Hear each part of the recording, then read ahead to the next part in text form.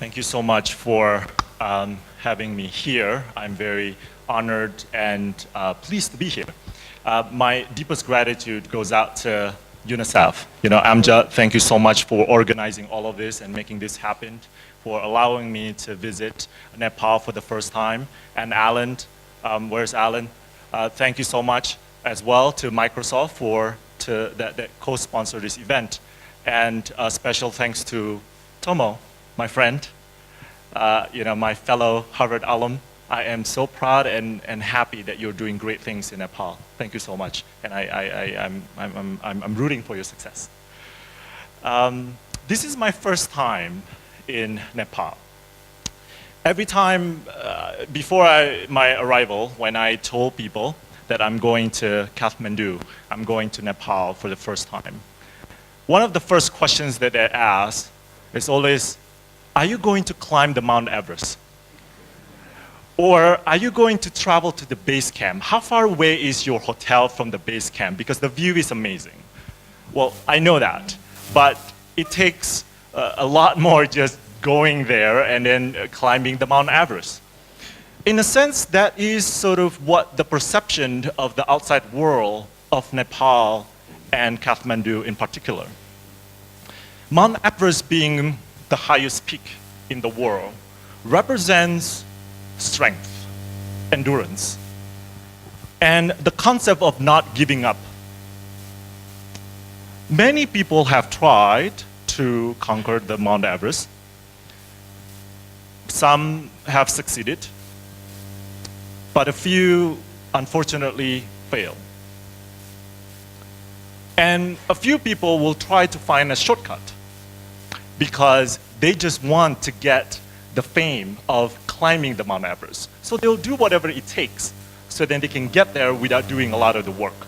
Days where you think that this idea is not going anywhere, that there will be a lot of naysayers, there will be a lot of people that say, you can't do it, that's never been done before. You can't do that because you don't have the right education. You can't do that because you're from this part of the society. You can't do that because of this. You can't do that because of this. Or there's so many people that will come to you and say, no, you cannot do it. But you see, what's important is whether or not you believe in yourself and you believe in the idea and how you surround yourself, and having the right support system is so important. When I started my first company, I actually didn't study business. Somebody actually said it to me. I mean, the person said, I don't think you can start a company, you study political science. It's true, I studied political science. I didn't study business. But see, what I understood and what I learned from my mother is that you have to connect with your customer. You have to understand where they're coming from. You have to do your market analysis. You have to understand your strengths and your weaknesses. And if you don't have money as your resource or capital, and many people don't, you have to find another way. That's why it's always sort of turns me off sometimes if I hear somebody say, I have all of these things, it will work, but only if we have funding. It's true to a certain extent, but there are other ways that we can do to mitigate that as well, to make us more attractive for investors. We have to do that. Because somebody's not going to just give you money and off you go. Matter of fact, you do not want to accept money from somebody that doesn't want to provide additional support. Because money, it can be a double-edged sword. You need somebody that can give you money, but it can give you access, guidance, mentorship, and show you the way to grow your idea even bigger. Because if not, then the money itself is really going to be the only thing that will slow you down. Because you might not know now what to do now that you have the money. And there are three lessons that I learned as throughout my time as an entrepreneur. The first one is you have to be able to separate the curious from the serious. And that works both ways. If you are And why is it so important? Because you want somebody that will go with you through ups and downs. Because there will be many times in your life, in your time of starting this company or even working on an idea, that you don't know whether tomorrow is guaranteed, whether you know how to do this, whether you have the right support system. But the most important thing is you want to have people that can support you no matter what. And to tell the truth as well, whether your strategy is right or wrong. And to be able to separate that, having the right people on board is very important. And the second lesson that I learned from my time is hire slow, fire fast.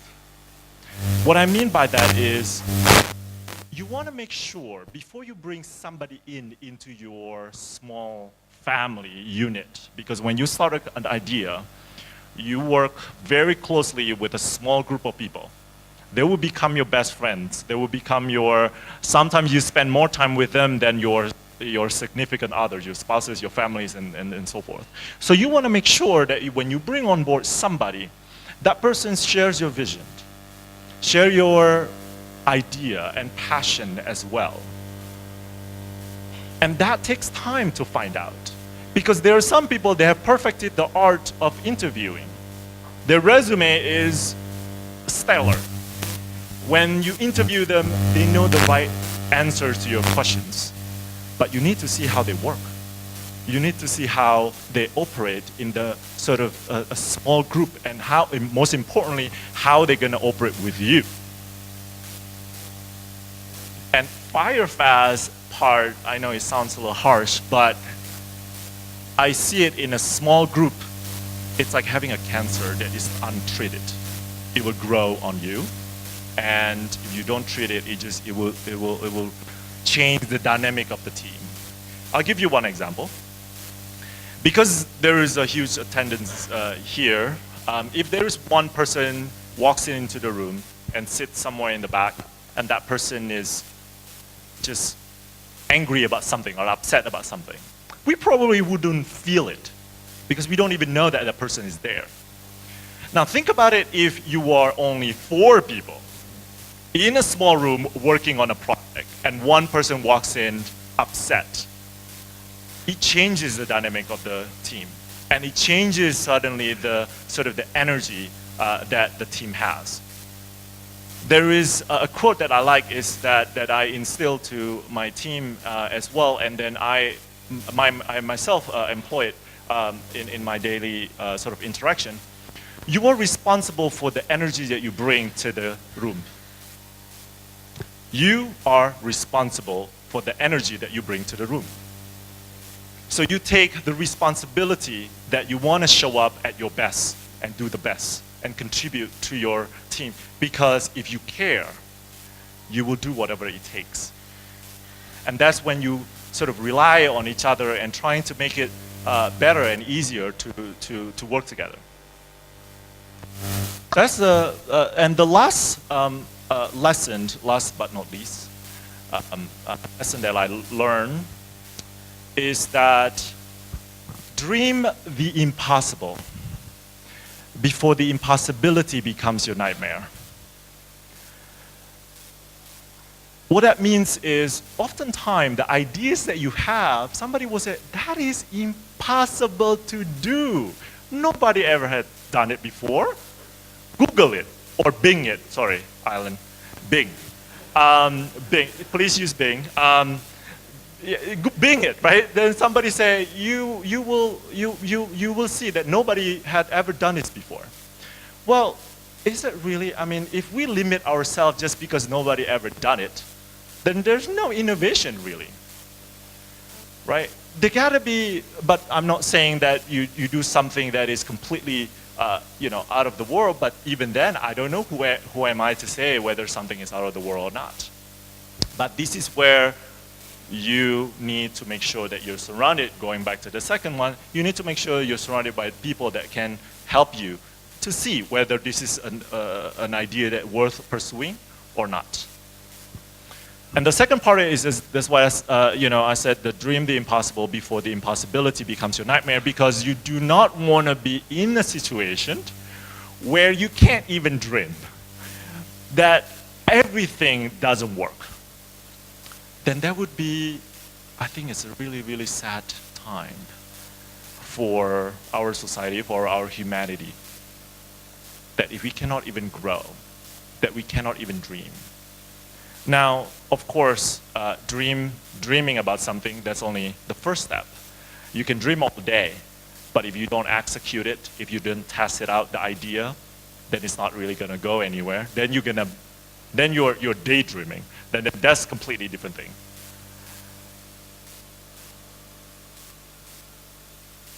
A few days ago, last week, I was in Bangkok. Also invited by the Thai government.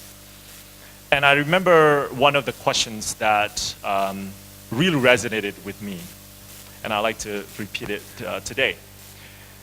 Somebody asked me, do you think you are successful? My answer was, I don't know whether I can say I'm successful or not. Because that means sometimes I have to compare myself to others, and then this and that, and then it's a downward spiral from there. But one thing I know for certain, I'm at the happiest moment in my life. I feel like I am where I am supposed to be. Now, I'm not talking about wealth. I'm not talking about the position and whatever I do. I'm talking about how I feel, what I can contribute, and how I can impact others through my work.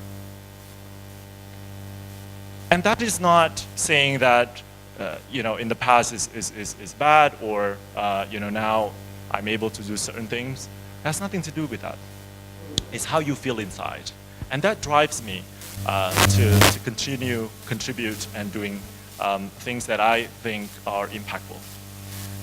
And that also being part of being here. I am very happy to be here and to be able to share my experiences with all of you. This is really a great opportunity, and I again thank you so much for your support and your attention. Namaste.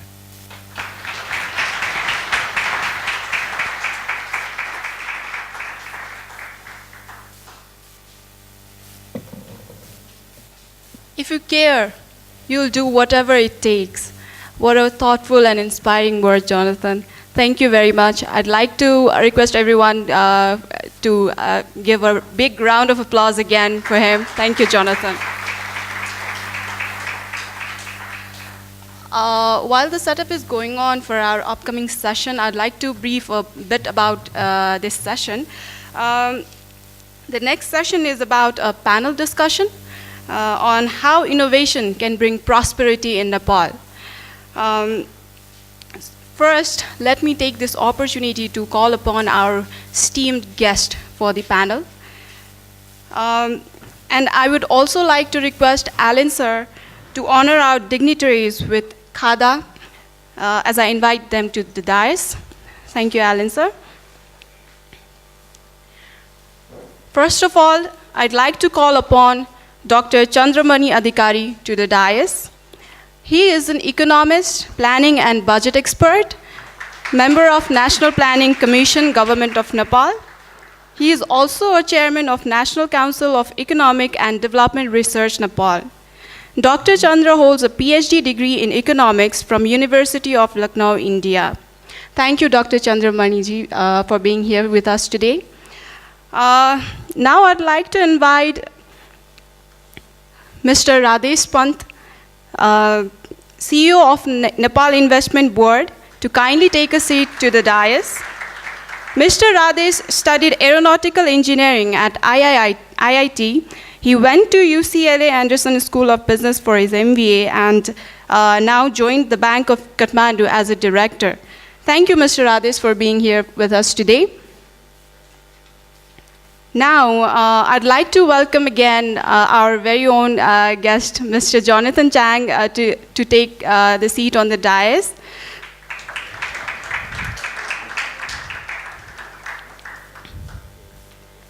Thank you, Johnathan. Now I'd like to invite Mr. Amjad Rabi to kindly take the seat onto the dais.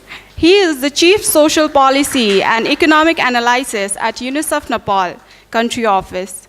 He previously served in UNICEF country offices including Zimbabwe, Egypt, Argentina, and the headquarter office in New York. Thank you, Amjad.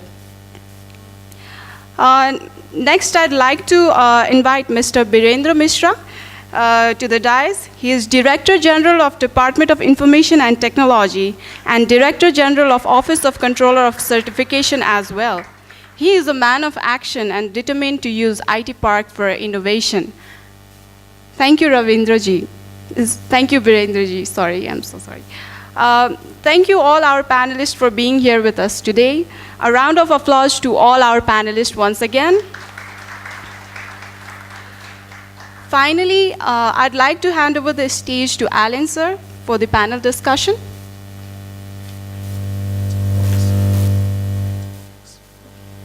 Thank you. Thank you. Can we get some more mics on the stage? So I think Johnathan gave us his 3 keys to success: separating the curious from the serious, what we call the separating the gold from the bronze or the brass, the kasi, and that's always the difficult part. I wanted to kind of reach out to Radhishji. You're always looking for the big investments into the country as the chief of the investment board. What do you look for when you're looking for in terms of separating the curious from the serious?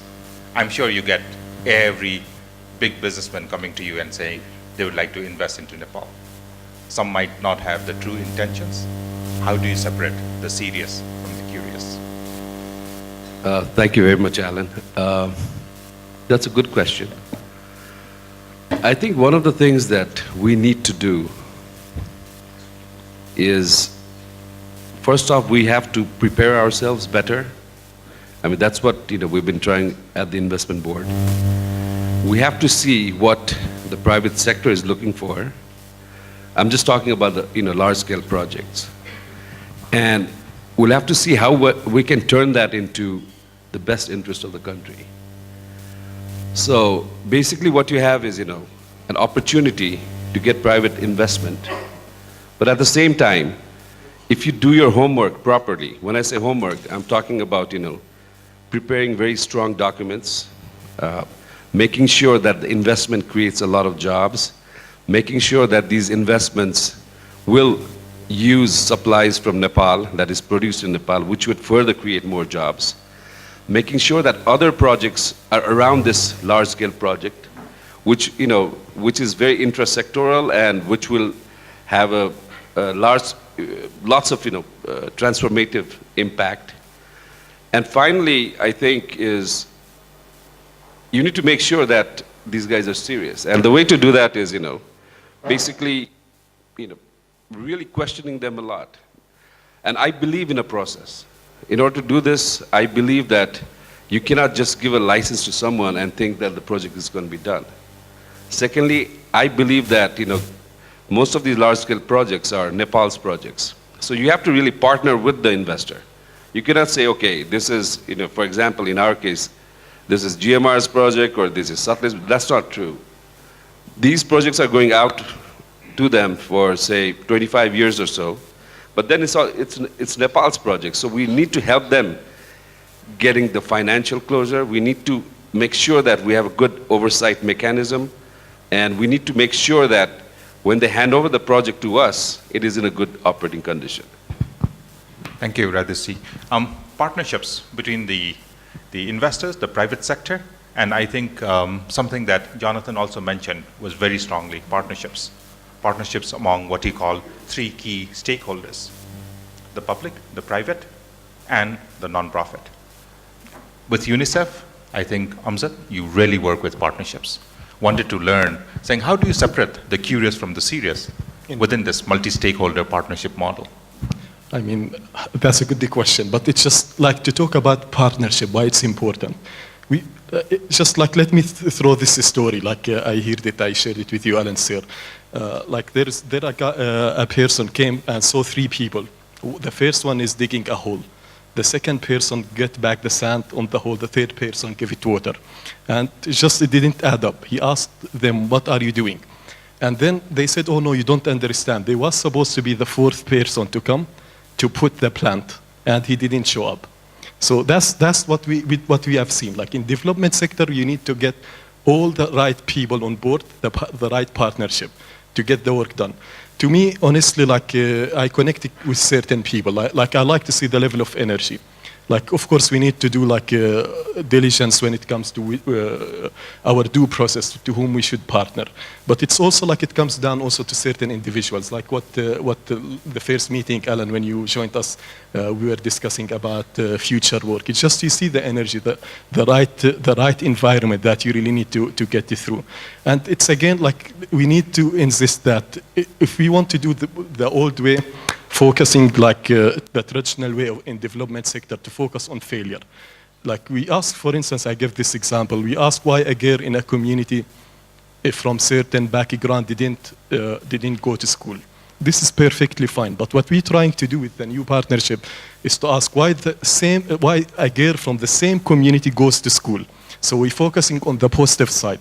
And this is, it's a mind shift. It's not just playing with words. And this is, we need the right partners that they are positive, they think out of the box to try to in new ways of doing things. It's not the play of words, just like it gives you a new dimension of like a new dimension of how you can do things in a better way. We really need to admit that we've been in the business of development, not I mean the whole like governments, NGOs, INGOs, for the last 50, like since 1950s. If we take this example, like in 1950s, if we compare it with today, the global GDP is 10 times more in real time if you include inflation. Today is 10 times more than 1950, 10 times. If we even look at it in per capita, it's still more than double. Yet globally we still have about 1 billion people, they suffer hunger. So we didn't solve it. There is something wrong, and this is where innovation. We need to reach out in new partnership to try to solve things differently. Thank you, Amjad. But at the same time, I think we all agree that the government does play an important role. We look at how policies are always a hindrance factor, and we look at a long-term plan for the government to act. So I'd like to ask Dr. Adhikari, saying, what do you look for during your policy issues? How do you separate the curious from the serious in the policy issues? I'm sure the pressing needs of the country are so many. Every area needs attention. But how do you come, and within that policy, we all always talk about partnerships. How do you also ensure innovation, partnerships, so that the country is prosperous or in the overall policy of the country? Thanks, Alan, panelists, and all the participants. First of all, I like to give thanks for organizing these events, searching the opportunity of investment, innovations. So regarding the policy issue, working with the private sectors, working with the technology to do more on innovations. Presently, I like to go, initially announcer told that the main theme of this discussion is discuss about the potentialities of the investment in Nepal, entrepreneurship of Nepal, innovation in Nepal. All these things are interrelated. But one thing that is now in people's mind, there is first hen or first egg. we have less infrastructure, so we are lacking the investment as well as the investment and innovations. And some people say, if we have all the infrastructures, there will be heavy investment. Some people say that if the heavy investment, then infrastructure will be built, then massively the investment will go through the part of the countries, different sectors. This is one of the mixing situations and complicated transitional issues. But one thing is definite, that to make the environment of investment, first of all, policy should be friendly for the investment. Second one is the infrastructures and resources. Regarding the policy of the government, in view of the government, private sector is the main driver of the economy. So, government is ready to work with the private sectors.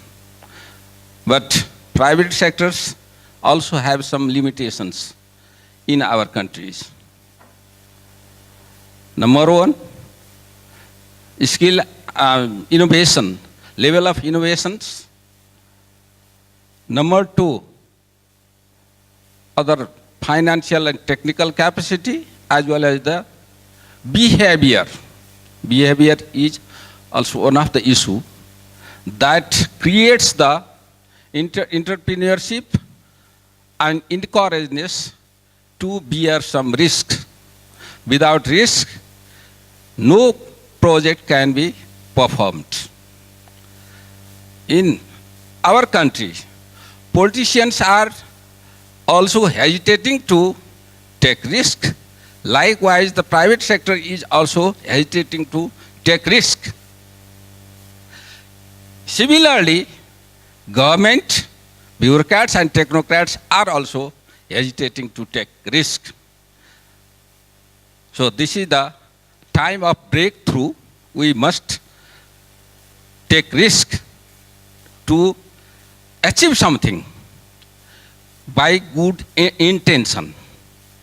And government is freely and very frankly inviting the private sectors. Let us investment, first of all, in given environment, and then upgraded environment after the policy reform, political stability, and infrastructural improvement. So, this time, first we have to invest in infrastructure, just like Radesh ji, CEO of the Nepal Investment Board, told that if we able to construct major infrastructure, basically physical infrastructure and energy sector,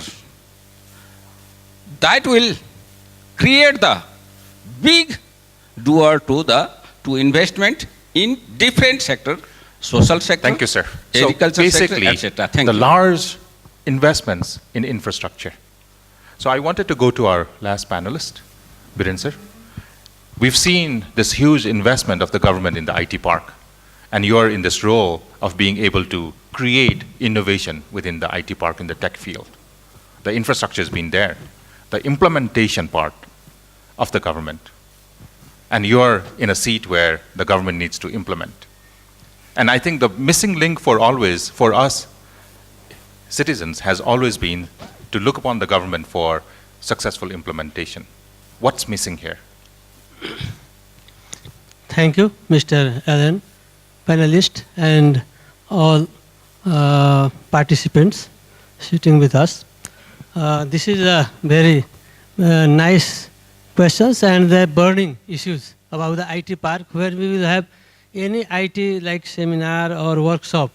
Everywhere this question will be asked.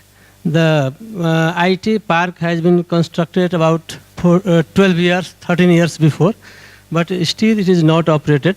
For that one, for this one, that is, here we are talking about the policy that is lacking, the legal documents, how to operate, that is operational directives or any legal arrangements. With the help of that, IT park can be operated. It's not available. So for this one, the Ministry of Science and Technology, and including DUIT, some drafted like IT park management and operational like directives, how to operate with the, there will be like the three entities. One is the government, another is academia group, and third is the private sector. So we are talking here the partnership. So IT park cannot be operated only with the government. We have the three like pillars. Government has to facilitate, and the academia group has to manage like the business incubation. Just here we are talking innovative ideas, and finishing a school and research and development. And the other group, that is the private sector, that they have to run the business there. So on this basis, draft is ready, and that is submitted to the cabinet. If that will be approved, I think it will be operated. So I think there is no policy or legal arrangements. That's why the park was not operated. Actually, sir, I didn't want to get into the IT park, but basically the issue that I wanted to raise was on the implementation side in a very overview manner. But that's fine. I think, thank you very much for your answer. Your second, Johnathan, your second key of success was hire slow, fire fast. I wanted to bring the cultural aspect. In Nepal, firing is near to impossible.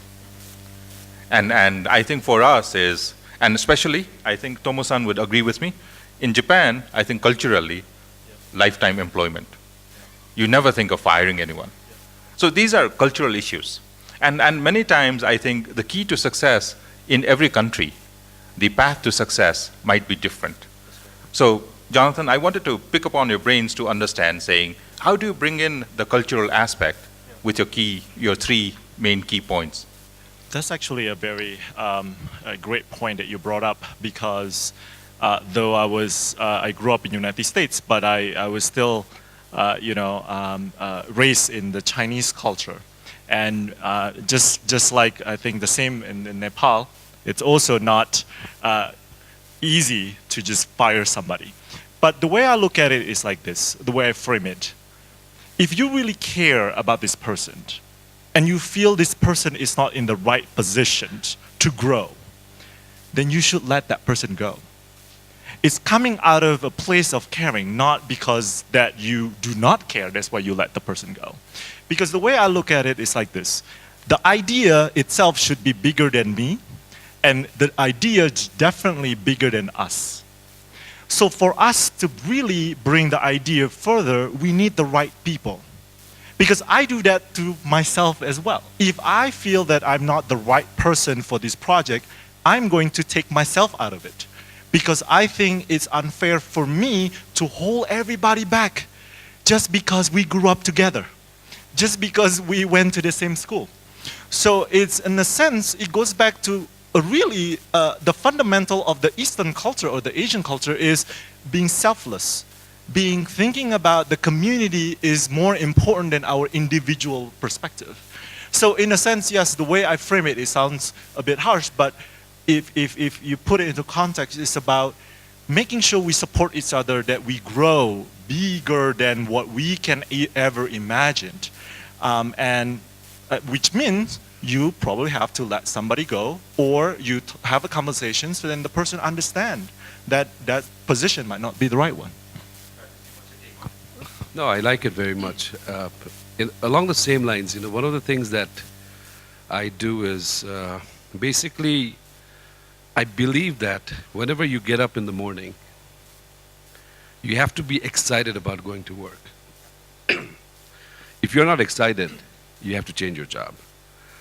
So basically, if people are not happy at work, they're definitely not happy at home, right? So one of the things I do with my staff is, I ask them, please tell me, are you happy or not? Because if you're not happy, I will go out of my way to try to get you a job